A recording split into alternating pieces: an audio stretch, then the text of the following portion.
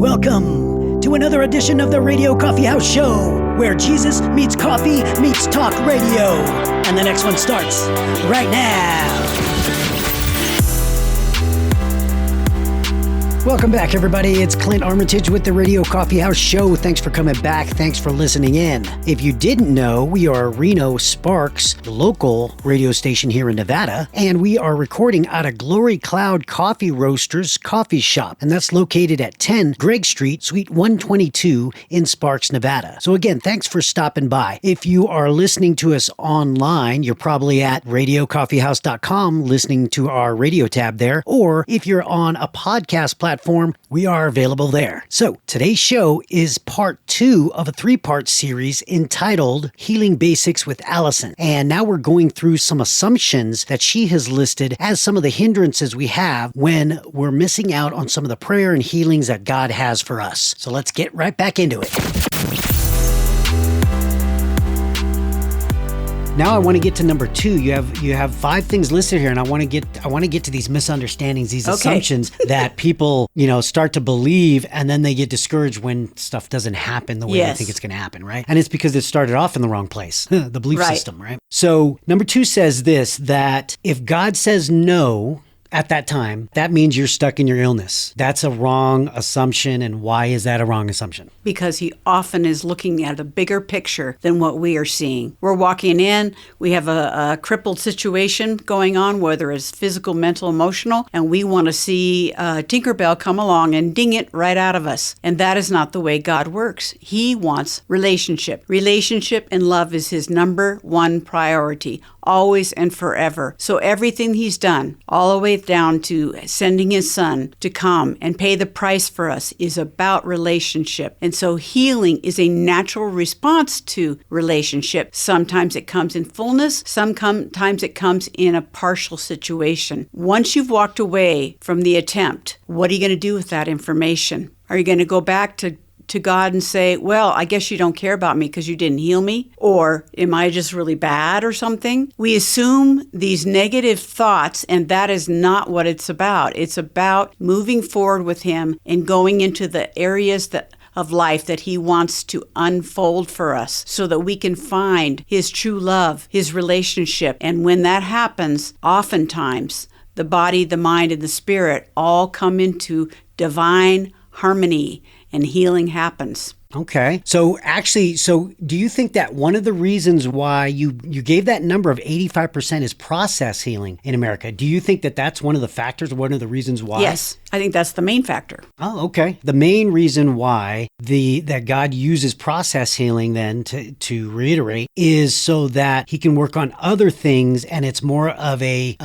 It's developing relationship. Okay. And it's not even for just the person who's been hurt or who needs the healing. It's for those around them. Like I said, a lot of times I see families go into great distress over these kinds of things, and they're working with the doctors to get healing, but things are not happening. They're going through struggles with God, personal struggles. So is the person who's hurting. But God is interested in all of us. He wants every one of us. There's nobody that he says, nah, I'm not interested in that guy. He wants us all. So it's about relationship first, intimacy, and from that comes the healing for all of us. Okay. It makes sense. It makes sense. It's just it's simple, but not easy sometimes, right? Exactly.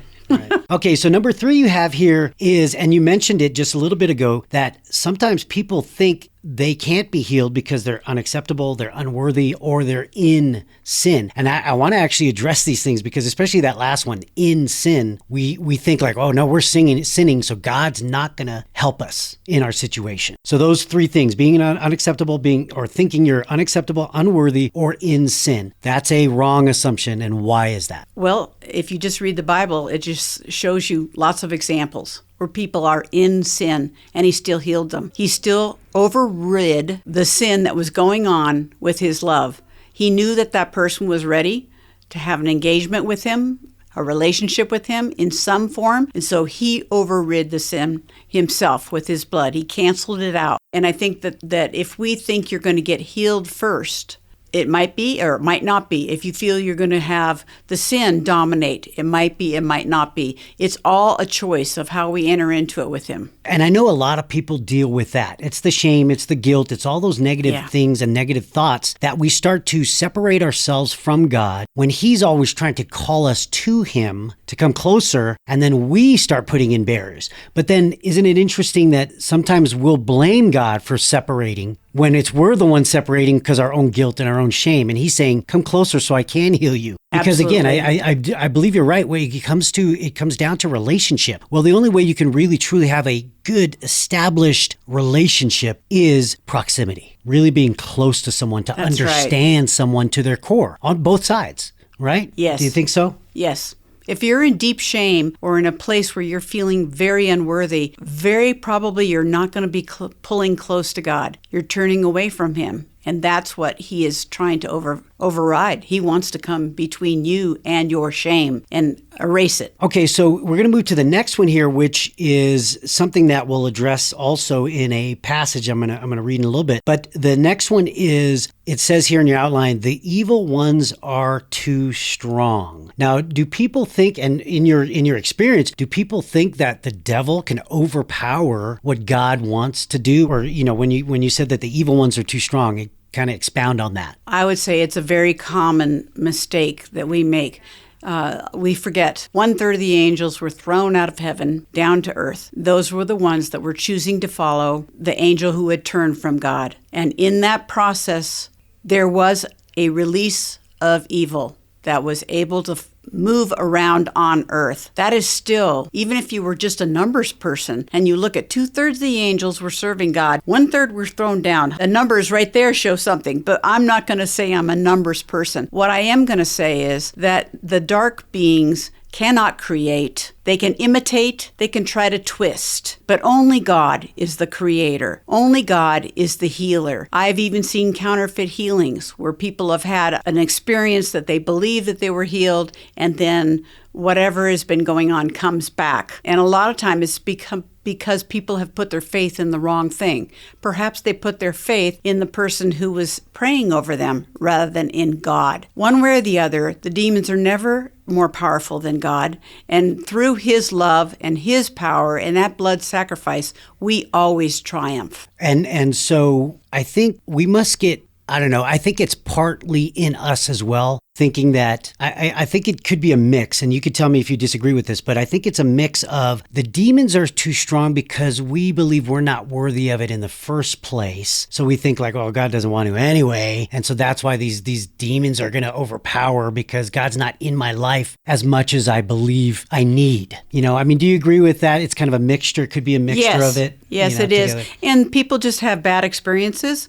And so they are focusing on those bad experiences and the bad things that have happened rather than focusing on the potential of who God is, what he wants to do, how he wants to partner with us, how he wants to heal us. It is about our minds being trained to look at what is the truth here, what is really happening. And so fear and shame and guilt and condemnation, all those things are just traps. And we have a choice to say, no, I'm not going to do that. The famous story I've always heard is someone shows up at your door with a package for you. You open the door and you're about to take the package and you hear a hissing sound like a rattlesnake. Are you going to take that package? You'd be a fool. So of course you're not. That's the same thing with the demons. They're there, but they can't hold any power over us because God is with us. And we can just simply say, no, I'm not playing that game. The only way they have any power is we allow them to have the power. That's because right. We have God. They're all about license. And you see that in Job. Okay, well, great, because actually we're going to jump right to that. So you have a number 5 here that's listed, but I'm going to actually address it after. So We'll go to the next section here, which I wanted to address because you had mentioned in your outline here about Job and how God may allow struggle. He may allow the healing not to happen during a season. And so you had mentioned Job. So what I want to do is I want to talk about Job here because that's a great story in the Bible that really addresses someone who didn't get healed right away. And as a matter of fact, on the surface, it doesn't even look like he should have even been in this situation with all this struggle and needed healing at all. But as you read through it, you start to have questions like, wait a minute, why is this happening? And so one of the things I want to read is, I want to read 3 different sections here, but the first is in Job chapter 1, where we kind of get a sense of Job. And so I'll give a little bit of background. So first, it starts off with Job, just talking about Job and who the type of person he is. And it says that he was a man that was blameless and upright, and that he feared God and shunned evil. So you already get a sense of who Job is. He's a God-fearing man here, okay? And then when we get down to verse 6, it says this. It says, one day the angels came to present themselves before the Lord, and Satan also came with them. The Lord said to Satan, where have you come from? Satan answered the Lord, from roaming throughout the earth, going back and forth on it. Then the Lord said to Satan, have you considered my servant Job? There is no one on earth like him. He is blameless and upright, a man who fears God and shuns evil. Verse 9 says, does Job fear God for nothing? Satan replied, have you not put a hedge around him and his household and everything he has? You've blessed the work of his hands, so that his flocks and herds are spread throughout the land. But now stretch out your hand and strike everything he has, and he will surely curse you to your face. So Satan is challenging God here. And then in verse 12 it says, the Lord said to Satan, very well then, everything he has is in your power, but on the man himself do not lay a finger. Then Satan went out from the presence of the Lord. Okay, so, and most of us know the story, but I want to kind of get into some of the details here. First off, we read off in the first, couple of verses is, hey, Job is awesome. Like he's an upright, blameless. And then God even says it later on that he is blameless. God is saying Job is blameless and upright. How often would anyone even hear that God says this, right? And this is in the Old Testament before Jesus. So we hear this, and then Satan obviously challenges God, and then God allows Satan power over Job. So it goes back to that licensing you talked about, how Satan actually had to get permission, or God allowed Satan to go torment Job here. Now, so what I want to talk about is one of the first things that you look at if you don't understand God's, nature. It kind of seems like a game. It feels like, wait a minute, Satan is enticing God to allow him to go hurt Job, and God's allowing him to. What's your thoughts on that? Because it kind of sounds like a little game they're playing here at the expense of Job. What's your thoughts? Well, we are God's children. And if you're a parent, you know that there are times when you are trying to expand your child's understanding of the world, and you may allow that child to go through some difficult situations. You coach them, they ignore you. Well, isn't that what we do with God? We ignore him. You encourage them, that's fine, but not really interested today because they want to do what they want to do. They're kind of hard-headed about things. So we may allow those consequences to come along and change the way that they experience life so that they make better choices. That's simplifying it, but I think that what God does with us, because, as we said before, he sees the big picture. He sees us. I mean, one of the things you are probably going to get to is that Job had some friends and relatives who were very negative, encouraging him to think very negatively throughout his entire trial, instead of encouraging him to see that maybe God had a better plan that he didn't understand about. So what are we going to listen to? What are we going to choose? Are we going to choose that God's big plan that we can't see might bring mysteries and difficulties so that we can grow up, so that we can have a better life with him in the big picture? Yeah, and so because when you start out the chapter, you're like, wow, Job is a good dude. He's a good guy. But everybody can grow up more. Right. But you automatically think, wow, he doesn't, in your human nature, you think he doesn't deserve anything bad. No. Because of the way God just spoke about him, right? But then it feels like, wait a minute, it appears God's doing something bad to him. But really, that's if you don't understand God's nature. Yes. And what he's trying to do in your life. So people right now listening right now could be going through a heavy struggle. Yes. And they may have been going through it for years and years and years, and God has not done anything yet. But really, that's not really the case. God has been doing something, but now you have to understand where you're at with God, where God's at in your life. But the only way you're going to know is to get proximity to him and get to know him better so that you can start hearing him and what he wants to do. Yes. Now, sometimes he may not be clear. Like in this story here, we kind of figure out as you read through the whole story, you find out that God never clearly states why he put Job through this. We never get a clear answer. So in our human mind, in our human nature, we think, well, that's not fair. Like, why do I not get to know? And then we find out all the struggles that happen because of that. We find out that, like you said, his friends come and instead of encouraging to find out what God is doing directly from God, or at least getting closer to God to find out more, they're actually accusing him. Hey, you're a sinner. Why don't you just admit it? If you admit you're a sinner, maybe God will release some of this stuff from you. And they're saying this, and Job's like, what are you guys talking about? I'm not. I didn't do anything wrong. You know, he's defending himself from so-called friends, right? Yes. And so now he's going through these struggles that are now not only internal and physical. Now they're external, coming from his friends and his loved ones. Yes. I mean, even his wife said, why don't you just curse God and die? Yeah. Right? Exactly. That's coming from his wife. So we have these things, these attacks, or these things we deal with that we're not even necessarily thinking should happen, but they do happen. And God is allowing it for a specific reason that Job does not know. Exactly. Okay. And Job may never know. We may never know why. And yet we can know he is good. And so there is a purpose in his heart and mind and his big picture. If we trust God fully in that, right? We But learn that's the to. only way, right? We learn to. And we have to learn to do that in order to accept the circumstances, no matter what they be. Yeah. Because God is the one in charge of our life in terms of how he wants us to live, whether in suffering or no suffering or some here, there, seasons of suffering. It's up to God, right? We really That's have to right. give that up to him, right? It is. Okay, so what I want to do now is I want to go to a second part of Job here, and it's in chapter 30, a few verses in chapter 30, because we go from Job, and this is where you start to see like, hey, Job isn't as upright as he believes, you know, because that's what we think too. Hey, we're a good person. I haven't killed anybody. I haven't murdered. I don't break the law, right?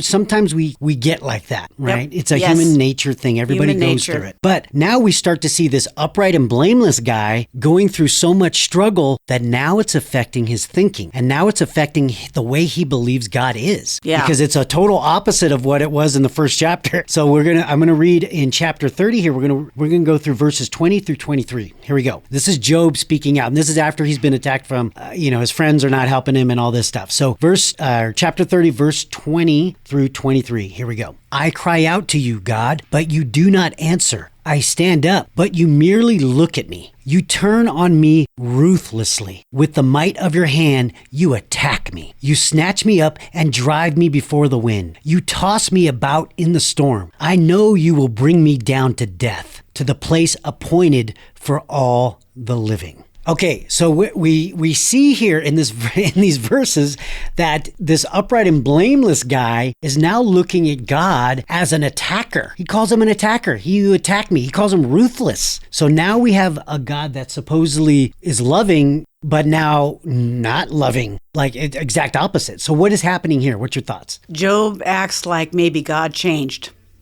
God never changed. Job changed. And so the thing that was going on in Job's heart was the real bottom line. And when we are tested, we begin to find out what our bottom line really is. In his case, he was agreeing with the accuser. And who is that? It's part of that dark stuff. So we have a choice when we see these things happening in our lives to face these difficult circumstances and agree with God that there's a reason. We may not understand it. Oh, and by the way, I'm not God. So if God is God and we are under his care, then we have a choice. And that's what I think he's presenting here. You've been given the choice now, Job. You get to look at these circumstances. They're very hard. What are you going to do with that?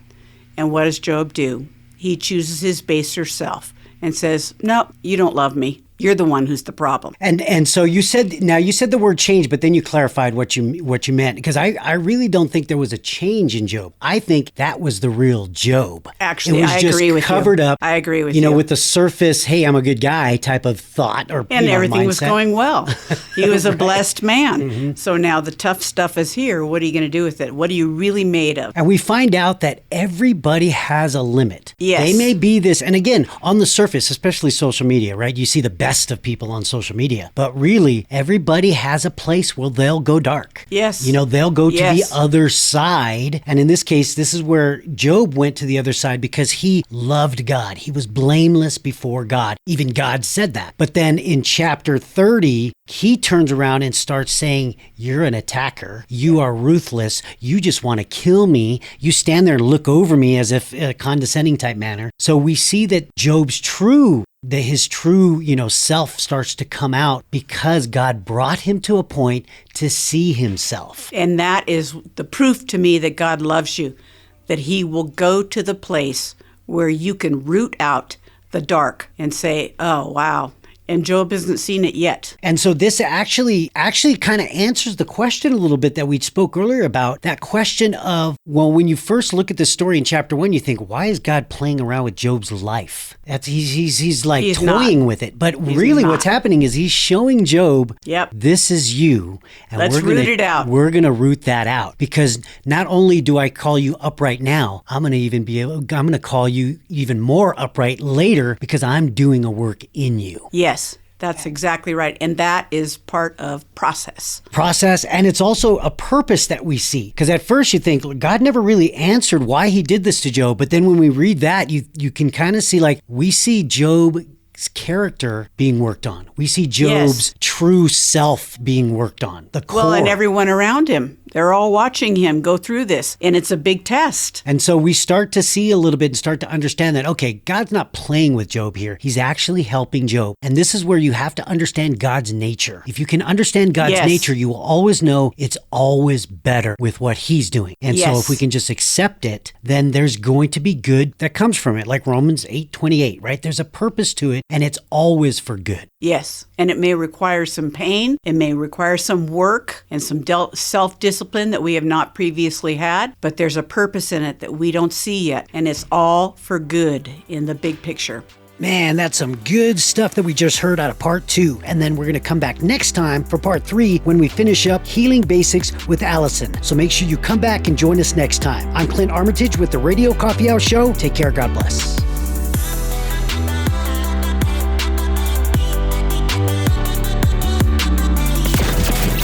Thanks for joining us for another episode of the Radio Coffee House Show, where we're all about Jesus, coffee, and radio. We'll see you next time.